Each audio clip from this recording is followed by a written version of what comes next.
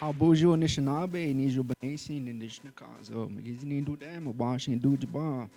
Abujo, everyone. My name's David Bowen. I'm an alcohol drug addiction counselor down at the Northern Winds Treatment Center. I work under the Red Light Chemical Health Program.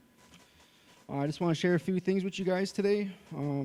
First of all, I'd like to share the way of our people. You know, these books really help me from day to day. They help my mind. They help to set the mood for the day. I can do a lot of relation and a lot of reflection from these books, and especially when I conduct my groups and stuff during the day at work.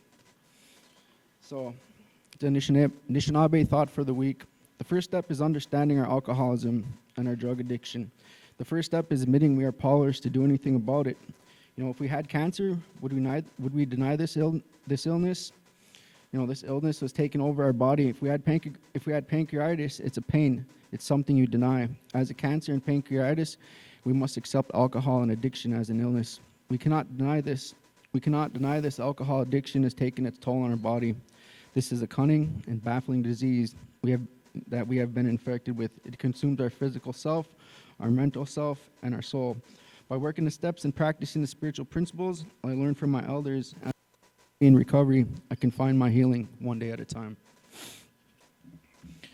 So I've had the opportunity to be sent out to these trainings. It's a White Bison training. The training I attended, it was the Mending Broken Hearts training, and I'd like to just give a little bit of insight on that training. And I've been sent out, go out, get the teachings, bring them back to our community. So I just like to do a little bit of reflection on those trainings right now. So I don't really like to, this is, I've been working on this paper for the last day or so. So this is just a little bit about my life and the things I've been through in relation to the Mending Broken Hearts and the trauma. So when I was left home, I was left home all the time, mostly by myself. My mom would leave us, go out drinking a week at a time, sometimes longer. I used to sit in my room, sitting at the window crying for her, wondering why, why she left me, wanting her to come home or, wishing I could be with her. At a very, very young age, that takes a toll on you. That makes you very sad. That makes you very lonely. And then when she would come home, she had a boyfriend at the time, and he was, he would always fight her. He was always fighting her. That took an emotional toll on me. That made me cry. I became very angry, because I couldn't defend her. I was too small. I was too, and I was scared. At a very young age, those things, they live with you for a long time, seeing those things as you grow up, domestic violence, and, seeing your mom being hit, So when I was 6 or 7 years old, on a New Year's night, I had seen a lady laying on the ground that had got hit by a vehicle in front of her home. This this really traumatized me mentally. Seeing that at that very young age, that scared me really bad. There's something I can never unsee is seeing the EMS and the cops, covering her up with a sheet. That's one thing I'll never unsee. So these are some of the things that, I've carried with me since a young age. And another thing is, these are things that I'm relating to as, as trauma that I've carried at a young age. So, after finding my sister in her room on the floor, after she had committed suicide, this is when I really became hurt and broken. After this, I began drinking. During that, I really got into really heavy drinking, just consistently drinking after that. And during that time, I got into a rollover.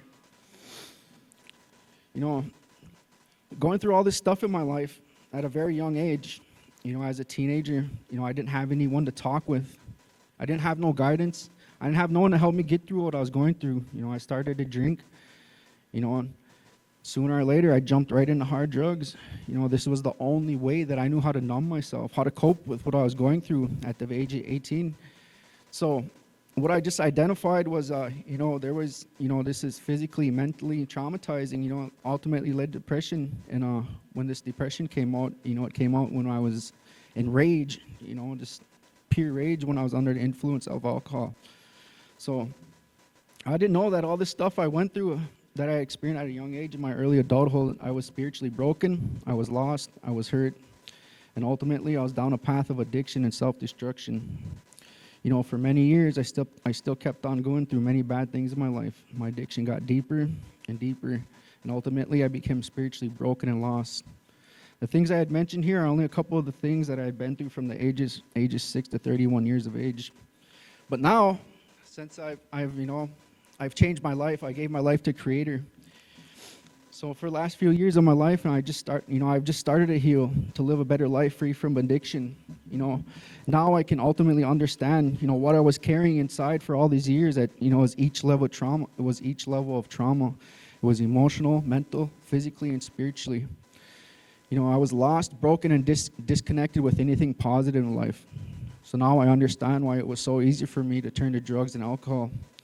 And another reason too is that's another reason why we don't judge people that are struggling with their addiction, because you don't know what they're carrying, you don't know what they're going through. So that's just a little bit about the trauma that I've went through in my life, that I've carried, that I've learned to identify. Trauma, recovery, and addiction. Culture is a very part of our recovery. It helps us heal from all the bad things in our life related to alcoholism and addiction. It's very important that we honor trauma so we can help each other heal in a good way. I do every day that I go to work, every day that I live, everything that I do my best to apply the 7 grandfather teachings in everyday life: love, respect, wisdom, courage, humility, and honesty, and truth. If we carry these teachings in our heart, and if we use them in everyday life, we're promised to live a very beautiful life. It takes a community to uplift each other when one of us is having a hard time. We might be grieving, might be depressed, struggling with addiction, maybe all of them at once, but it's our job as Anishinaabe people to step up, to come together, to help their loved ones find themselves. Remind them of who they are as Anishinaabe, but most of all, love them unconditionally. So I've been able to use the framework of the white bison and incorporate my culture, also my own life experience when I'm helping our relatives start their healing journey into recovery. As I walk with them down the red road of Wellbriety, it's an honor to help them. It's my calling. It's a commitment I made to myself, my family, and my community. A promise. I made a promise to a little boy water drum that was Gwiwazants in Nising. They came to me in my life when I was very lost and broken. I dedicate my recovery to them water drums, because when I was very lost and broken, that drum came to me in my life, and I asked that drum, I said, can you please help me? I want my life back. I want to be a dad. I want to live a good life. And I was really sincere when I asked them drums that. When I came across them drums and I was praying to them, and ultimately the things I prayed for manifested itself. Another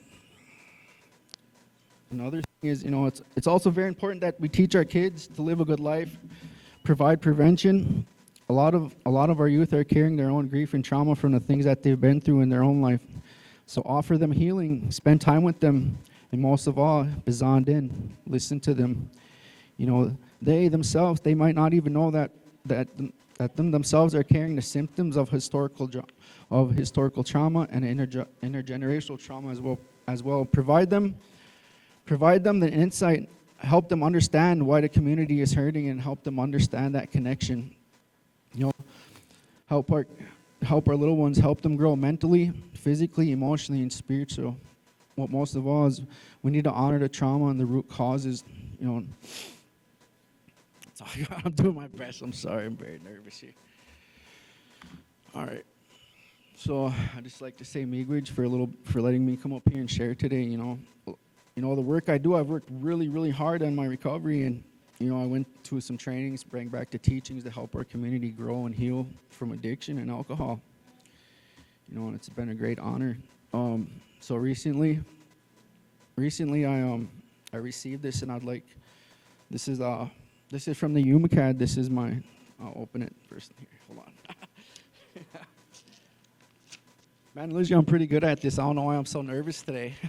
I've been getting a little better at speaking publicly each time, but it's just not coming out the way it's supposed to today. But